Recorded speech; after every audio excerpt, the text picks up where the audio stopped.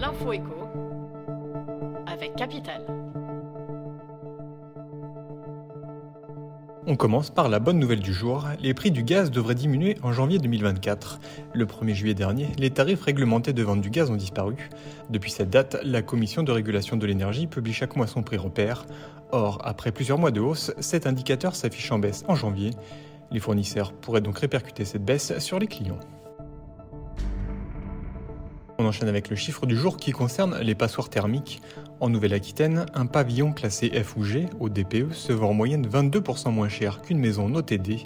C'est ce qui ressort d'une étude publiée ce lundi sur l'impact des étiquettes énergétiques sur le prix des logements. Un impact considérable mais qui n'est pas le même selon les régions. Découvrez celles où les différences de prix sont plus importantes entre les biens performants sur le plan énergétique et les passoires thermiques. On enchaîne avec la question du jour, la pénurie dans les stations essence d'Île-de-France va-t-elle durer ?